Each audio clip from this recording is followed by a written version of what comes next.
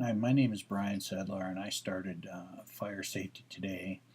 And I, I'm on a blog. I have a Facebook page, Twitter account, and I want to talk to you about uh, fire extinguishers and smoke detectors.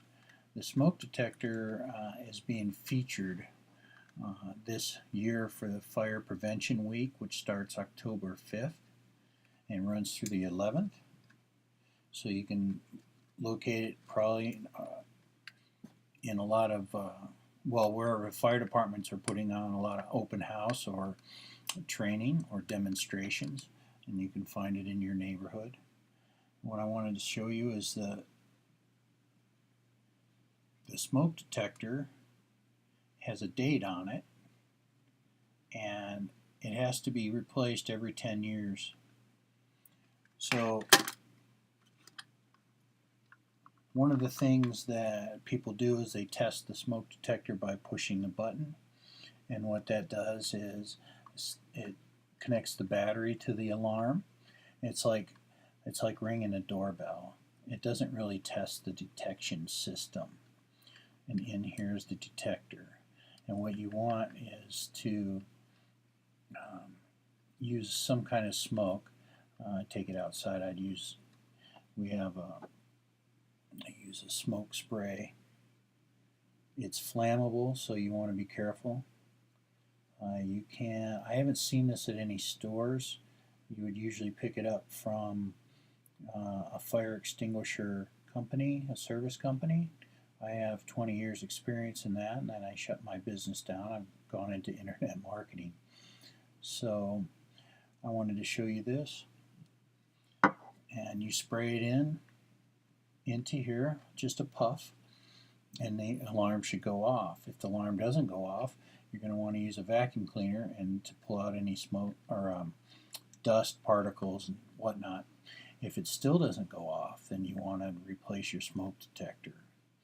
And the spray can should last, I would say, a whole year, depending on how many smoke detectors you have, and you should test it every month. The other thing is fire extinguishers. I wanted to show you this one. As you can see the plunger, the blue plunger valve stem, and since I've trained a lot of people the pull pin, people think you have to pull it straight out. Okay, you don't have to pull it straight out. This seal is made to break. If you have one that's accidentally has a broken seal and the pin falls out, what I recommend doing is just using some Scotch tape to tape it in, because you want to be able to get it out. And the best way to do this is to twist it. You just twist it and it pops it, and then you can pull it out. I've seen people try to pull it out, and you can see it'll stretch. It'll stretch the seal, and you can get it pretty far out before it breaks. Most the fire extinguishers are designed to be held in the right hand, because you pull with your left or break the seal with your left. And then the other part is people have a hard time with is getting the hose out. If you have a fire extinguisher, what I recommend you do is practice with it.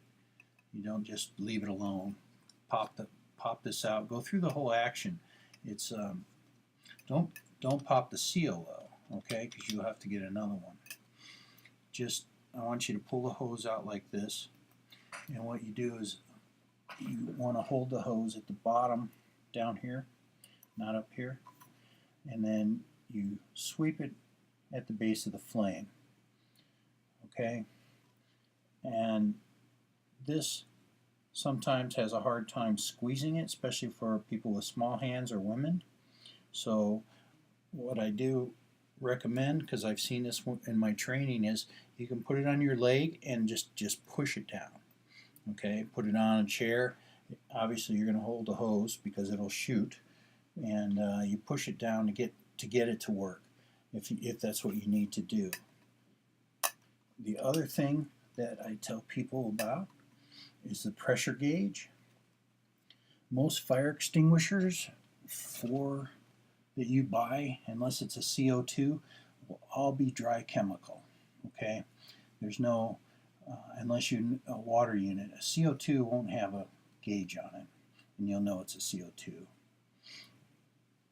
But the gauge is threaded in on a good fire extinguisher.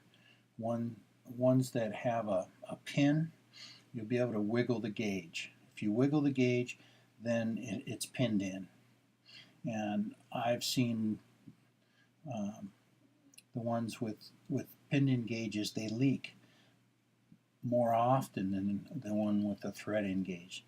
And my point is, if you want to get a fire extinguisher to save your life, you want to spend some money. Get what you pay for. And other people call me. Let me take this off. I get a call, I don't know, once a month maybe. People are asking me about their fire extinguisher to recharge it.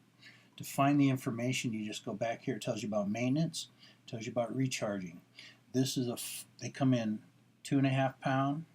This is a 5 pound unit. It's the weight of the chemical, not the whole weight. And then it comes in a 10 pound and a 20 pound. Okay, most of the time you're going to get either this one or a 2.5. I recommend getting this one because it has a hose. A 2.5 will have a spray nozzle.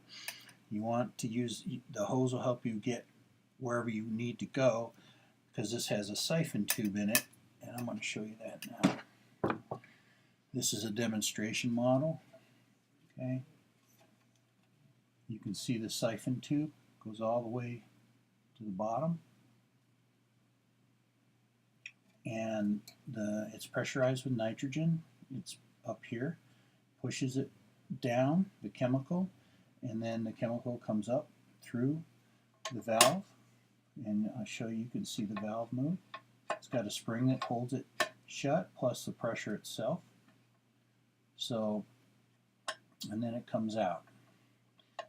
The other thing is, you can never test a dry chemical fire extinguisher by popping the head and just getting some of the chemical to come out, because the valve won't seat properly when you're done with it. So you can never test a fire extinguisher, dry chemical fire extinguisher, by just spraying a little bit out of it. It doesn't work. The valve will sit, the chemical will get in there, and then it'll leak off. It won't leak off right away, or it will leak off right away. I've seen some of them reseat for 6 months and then they leak off. You know, it's weird like that. But you cannot. I've seen people that have tested their fire extinguisher and then they're asking me why, they need to have it recharged.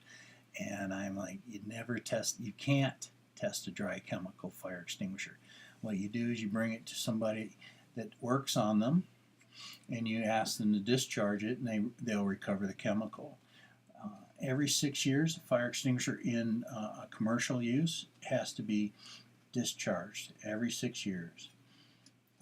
Unless, for instance, it's been used in between the 6 years, and they'll put a sticker on the back, and then it's 6 years from that time until it's 12 years old, and then it has to be hydrostatically tested. Okay, that's for commercial, but it's recommended for any fire extinguisher, because if you keep one for a long, long time, does it actually work? I've taken gauges off that show that it's completely in the green, and it has no pressure whatsoever. And that's the way it works. That's not real often, but do you want to take a chance? Take care of your fire extinguisher, it'll take care of you. One of the things that's called, if you go to my blog or at Fire Safety Today, and the other one is my Facebook page, Fire Safety Today. Talk about how you pull the pin. It's called a pass. Pull, aim, squeeze, and sweep. That's what it means. So that's it. Visit my blog at Fire Safety Today. And thank you very much, and be safe. Enjoy the holidays. Bye now.